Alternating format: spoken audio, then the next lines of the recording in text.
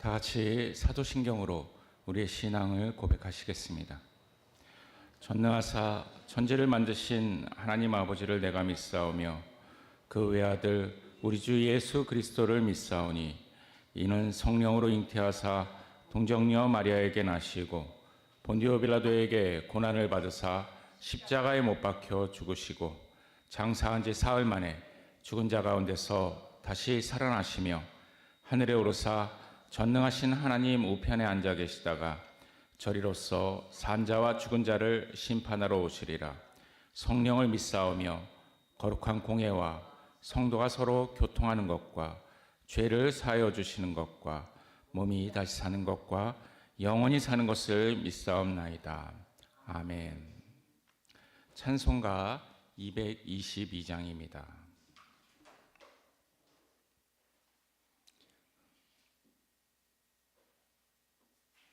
222장 찬송, 우리 다시 만날 때까지.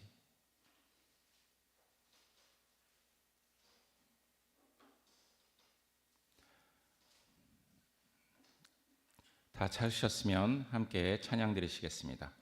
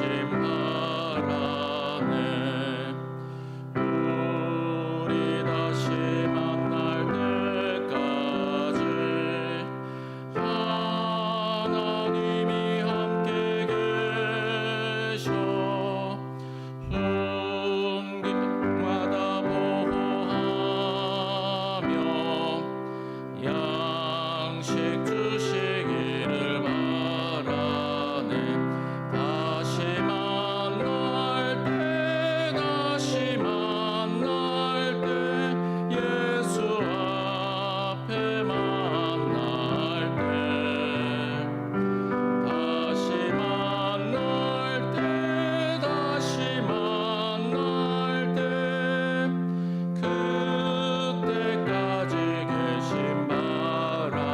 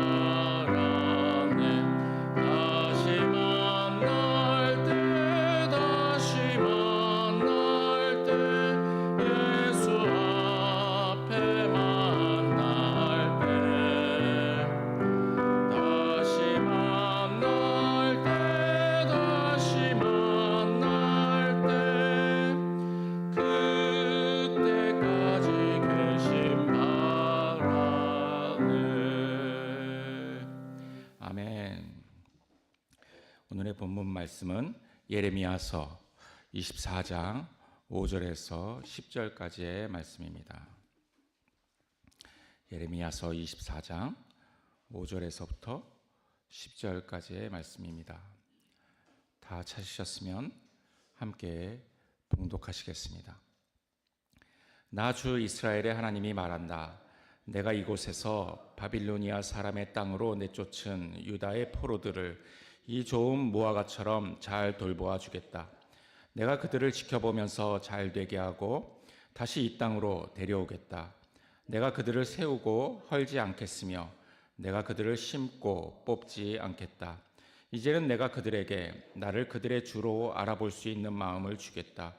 그러면 그들이 온전한 마음으로 나에게 돌아와서 나의 백성이 되고 나는 그들의 하나님이 될 것이다. 그러나 유다 왕 시드기야와 그의 대신들을 비롯하여 예루살렘에 남은 사람들과 이 땅에 남은 사람들과 이집트 땅으로 간 사람들은 아주 나빠서 먹을 수가 없는 나쁜 무화과처럼 만들어 버리겠다. 나 주가 분명히 말한다. 내가 그들을 세계 만국으로 흩어놓아 혐오의 대상이 되게 하겠다. 그러면 내가 쫓아보낸 그 모든 곳에서 그들이 수치와 조롱을 당하고 비웃음과 저주를 받게 될 것이다. 그리고 내가 그들과 그들의 조상에게 준 땅에서 그들이 멸절될 때까지 나는 계속 그들에게 전쟁과 기근과 연병을 보내겠다. 아멘. 샬롬, 주님의 평안이 오늘도 여러분과 함께 하시기를 바랍니다. 오늘은 하나님께서 책망하시는 사람은 사랑하시는 사람이다라는 제목으로 함께 말씀을 나누겠습니다. 예레미야서 24장은 선지자 예레미야에게 주님께서 보여주신 무화과 두 광주리에 대한 그 이야기입니다. 이 이야기는 마치 우화처럼 하나님께 순종하는 삶과 또 반역하는 삶에 대한 교훈을 주고 있습니다. 예레미야는 주님의 성전 앞에 무화과 두 광주리가 놓인 것을 보았습니다. 이 환상은 바빌로니아 왕 느부갓네살이 여호야김의 아들 유다 왕 여고냐와 또 그 유다의 그 고관들을 비롯하여 기술자들과 또 대장장이들을 함께 예루살렘에서 이렇게 포로로 사로잡아서 바빌로니아로 데려간 뒤에 있었던 그러한 일입니다. 여고냐는 여호야긴에 대한 그 단축형 이름입니다. 원래 이름이 여호야긴입니다. 이 여호야긴은 18살에 유다 왕이 되어서 예루살렘에서 석 달 동안 다스렸습니다. 그의 아버지, 그의 조상들이 하였던 것처럼 주님께서 보시기에 악한 일을 행하였습니다. 그때 바빌로니아의 그 느부갓네살 왕이 그 군대를 보내서 예루살렘을 치러 올라와서 이 여호야긴 왕과 또 그의 어머니와 그리고 왕비들과 내시들과 그 땅의 고관들을 예루살렘에서 사로잡아서 바벨론으로 데려갔습니다. 다니엘도, 우리가 잘 아는 다니엘도 이때 같이 잡혀간 것입니다. 또한 예루살렘의 모든 주민과 관리와 또 용사 10,000명뿐만 아니라 모든 기술자들, 대장장이들을 사로잡아 갔습니다. 그래서 그 땅에는 아주 가난한 사람들 말고는 하나도 남지 않았습니다. 뿐만 아니라 주님의 성전 안에 있는 보물들과 또 왕궁 안에 있는 보물들을 탈취하여서 가지고 왔습니다. 이스라엘의 솔로몬 왕이 만든 그 주님의 성전 안에 있던 그 금그릇들을 모두 산산조각을 내어서 깨뜨려 버렸습니다. 이 모든 일이 일어난 이유는 므낫세 왕이 지은 죄 때문이라고 밝히고 있습니다. 주님께서는 그들을 주님 앞에서 내쫓으시겠다고 이렇게 말씀하셨기 때문에 이때 바로 이러한 일이 유다에게서 성취된 것입니다. 느부갓네살 왕은 여고냐 곧 여호야긴을 포로로 사로잡아가면서 이 여호야긴의 삼촌 mat다니아를 여호야긴 대신에 왕으로 세웠습니다. 그가 곧 유다의 마지막 왕 시드기야입니다. 이 시드기야는 참 비극적 인물이라고 할 수 있습니다. 그의 원래 이름인 mat다니아는 여호와의 선물이라는 그러한 뜻입니다. 그런데 느부갓네살 왕이 그를 유다 왕으로 삼으면서 시드기야라는 그러한 새 이름을 지어줍니다. 이 시드기야도 나쁜 이름이 아닙니다. 여호와는 나의 의, 여호와의 정의 이러한 뜻입니다. 이 이름은 그의 비극적 최후와는 전혀 어울리지 않는 그러한 이스라엘 역사상 가장 비극적인 그러한 아이러니가 되었다고 생각을 합니다. 예레미야서 24장 2절을 보면 한 광주리에는 만물 무화과처럼 아주 좋은 무화과가 담겨 있었고 다른 한 광주리에는 너무 나빠서 먹을 수도 없는 아주 나쁜 무화과가 담겨 있었습니다. 이 두 광주리의 무화과는 각기 여호야긴 왕으로 대표되는 바빌로니아 포로들과 또 시드기야 왕으로 대표되는 예루살렘에 남은 사람들과 유다 땅에 남은 사람들과 또 이집트 땅으로 간 사람들을 말하고 있습니다. 그러니까 좋은 무화과는 여호야긴 쪽, 그리고 나쁜 무화과는 시드기야 쪽 이렇게 보면 됩니다. 이 주 이스라엘의 하나님께서는 바빌로니아 포로들을 좋은 무화과처럼 잘 돌보아 주겠다고 약속을 하십니다. 그들을 지켜보면서 잘 되게 하고 다시 유다 땅으로 데려오실 것이며 또 그들을 세우시고 헐지 않으시며 또 그들을 심고 뽑지 않으시겠다는 그러한 약속을 합니다. 그리고 이제는 내가 그들에게 나를 그들의 주로 알아볼 수 있는 그러한 마음을 주겠다. 그러면 그들이 온전한 마음으로 나에게 돌아와서 나의 백성이 되고 나는 그들의 하나님이 될 것이다 라고 말씀하시므로 오직 여호와의 방법으로만 하나님의 백성이 될 수 있다는 것을 아주 명백하게 밝히십니다. 이 말씀을 통해서 우리는 하나님께서 우리의 진정한 주인이심을 알아볼 수 있는 그러한 그러한 마음을 오직 하나님께로부터 받아야만 우리가 온전한 마음으로 하나님께로 돌아가서 하나님의 백성이 되고 또 하나님께서는 우리의 하나님이 되신다는 것을 알 수 있습니다. 그러면 왜 하나님께서는 이 바빌로니아 포로들에게 이렇게 복된 말씀을 하셨을까요? 그것은 이들이 하나님의 뜻에 순종했기 때문입니다. 하나님의 뜻이 무엇이었나요? 예레미야서 쭉 읽어보면서 아셨겠지만 바로 유다가 바빌로니아에 항복하는 것이었습니다. 하나님께서 바빌로니아로 하여금 유다를 쳐서 멸망시키려고 하셨기 때문입니다. 그러므로 이 유다가 바빌로니아에 항복하는 것, 그것은 곧 하나님께 항복하는 것이었습니다.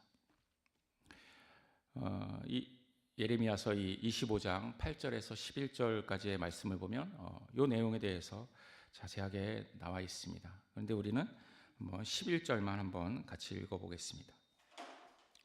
25장 11절입니다. 이 땅은 깡그리 끔찍한 폐허가 되고 이 땅에 살던 민족은 70년 동안 바빌로니아 왕을 섬길 것이다. 그러나 이 유다 왕 시드기야와 그의 대신들은 여호야김은 시드기야의 그 형제입니다. 여호야김이 하였던 것과 똑같이 주님께서 보시기에 악한 일을 행하였는데 바로 시드기야가 바빌로니아 왕에게 반기를 들었었습니다. 주님께서는 그리하여 그들을 주님 앞에서 마침내 쫓아내셨습니다. 시드기야는 유다의 가장 선한 왕이었던 요시야의 아들입니다. 시드기야의 친형이었던 여호아하스는 왕이 된 지 3개월 만에 이집트에 의해서 폐위가 되고 또 끌려갔습니다. 그리고 여호야김은 바로 이복형이었는데, 이 여호야김이 여호아하스의 뒤를 이어서 왕이 되었지만, 바로 이 여호야김이 예레미야를 박해했습니다. 그리고 또 바빌로니아에게 반역하다가 죽었습니다. 이 시드기야는 여호야김처럼 바빌로니아에 반역하였다가 잡혀서 바로 이 시드기야가 보는 앞에서 그의 아들들이 처형당했습니다. 그리고 시드기야의 그 두 눈은 뽑혔습니다. 그리고 또 쇠사슬로 묶여서 바벨로니아에 끌려가서 평생을 감옥에서 갇혀 살다가 죽었습니다. 바로 이제 악한 그러한 무화과, 나쁜 무화과 같은 그러한 삶을 살게 된 것입니다. 오늘 본문 8절의 시드기야 같은 그러한 나쁜 무화과인 또 예루살렘에 남은 사람들, 또 이집트로 간 사람들 모두 바빌로니아에게 반역을 한 사람들입니다. 하나님께서는 바벨로니아 왕을 너희가 섬길 것이다 했는데 이들은 그 섬기기를 거부했던 사람들입니다. 특히 이집트 땅으로 간 사람들은 자신들의 생각에 사로잡혀서 그들을 뭐라고 표현했냐면 매우 고집스러운 사람들이다라고 이렇게 말씀을 하셨습니다. 그들은 총독이었던 그달리아라는 사람과 또 그를 따르던 미스바 쪽의 사람들을 죽였습니다. 그리고 바빌로니아 사람도 죽이고서 이 바빌로니아를 두려워해서 이집트로 도망을 갔습니다. 바로 그러한 사람들입니다. 하나님께서는 이들에 대한 징계를 끝까지 그 손을 놓지 않으셨습니다. 반대로 열왕기하 25장의 그 27절에서 30절을 보면 하나님께서 여호야긴, 그 여호야김과 여호야긴이 조금 헷갈리죠. 여호야긴이 아들입니다. 여호야김의 이 여호야긴 왕에게 은혜를 베푸는 장면이 나옵니다. 포로로 잡혀간 지 거의 38년이 다 되어서 그는 에월무로닥이라는 그 왕의 특사를 받습니다. 특별 사면을 받습니다. 그래서 옥에서 석방이 됩니다. 매우 긴 시간 동안 이 여호야긴도 감옥에 갇혀 있었습니다. 그런데 이제 38년이 다 된 그쯤에 이 바빌로니아 왕이 여호야긴에게 친절하게 대해줍니다. 대접을 합니다. 그래서 그와 함께 있는 바빌로니아의 다른 왕들, 그들보다 더 높은 자리를 줍니다. 그리고 그 남은 생애 동안 그 여호야긴이 그 식사를, 밥 먹는 것을 자기와 함께 하게 합니다. 또한 평생 동안 계속해서 일정한 금액을 여호야긴에게 이제 생계비로 대주게 됩니다. 즉 좋은 무화과 나무에 대한 하나님의 말씀의 성취를 하나님은 이렇게 보여주셨습니다. 이것을 예전 개역 개정에서는 이제 머리를 들게 하셨다 이렇게 표현을 합니다.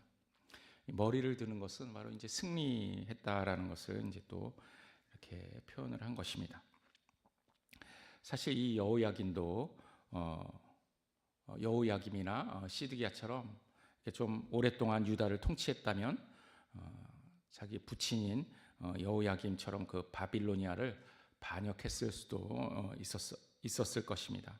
그러나 그는 겨우 이제 3개월 동안만 예루살렘에서 통치를 하였기 때문에 이제 그러할 기회조차 없었다고 볼 수 있습니다. 하나님께서 이러한 것은 사실 하나님께서 그에게 베푸신 복이다라고 또 말할 수 있을 것 같습니다.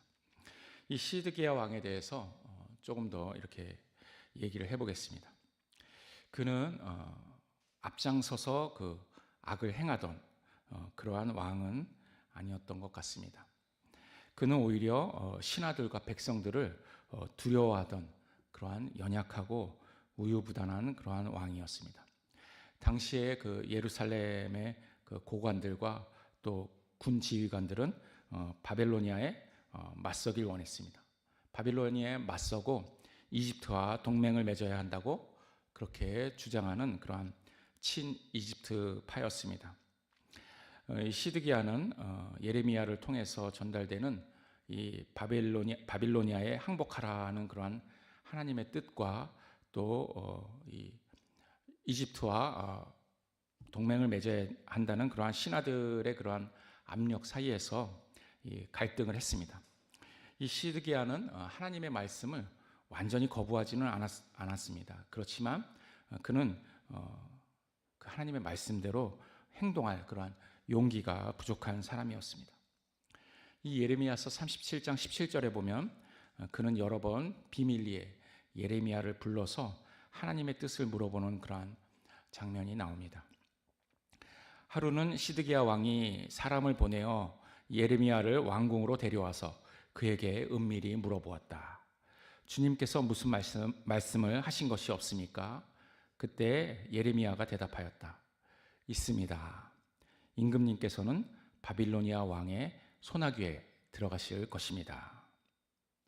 이러한 장면이 나옵니다. 이렇듯 그는 하나님의 말씀을 계속 알고 싶어 했지만 또 예레미야가 참 선지자라고 어느 정도는 인지하고 있었지만 예레미야가 바빌로니아에 항복해야만 한다라는 말씀을 계속 전할 때마다 그는 유다 백성과 신하들이 두려워서 끝내 순종하지 못했습니다. 또 우리는 우리의 이제 고집으로 이 시드기야처럼 우리가 하나님의 말씀에 순종하지 못할 수도 있지만 또 우리의 고집으로 하나님의 말씀에 순종하지 못할 수도 있습니다. 그러나 이렇게 어떻게 보면 제 생각에는 이 시드기야처럼 우유부단해서 하나님의 뜻을 알고도 행치 않는 것, 이게 더 큰 죄가 아닌가 저는 이렇게 생각을 합니다. 자신의 환경과 세상 사람들의 눈치를 보느라고 하나님의 뜻을 저버리는 삶, 이러한 삶이 과연 하나님의 자녀로서의 삶이라고 할 수 있을까요? 계시록 3장 14절에서 18절까지에서는 이렇게 말씀하십니다. 라우디아 교회에게 하시는 말씀인데 저는 이것을 우리가 꼭 기억했으면 좋겠습니다. 나는 내 행위를 안다. 너는 차지도 않고 뜨겁지도 않다. 내가 차든지 뜨겁든지 하면 좋겠다. 내가 이렇게 미지근하여 뜨겁지도 않고 차지도 않으니 나는 너를 내 입에서 뱉어버리겠다.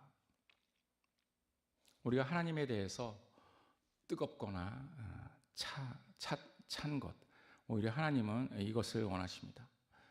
뜨거운 그 은혜 안에 있든지 아니면 하나님의 그 차가우신 그 율법의 그러한 차가움을 경험하고서 다시 뜨거운 은혜로 돌아가든지 이 둘 중에 하나를 해야 되는데 이것을 섞어서 적당히 신앙생활을 하는 것, 하나님께서는 이것을 원치 않으십니다.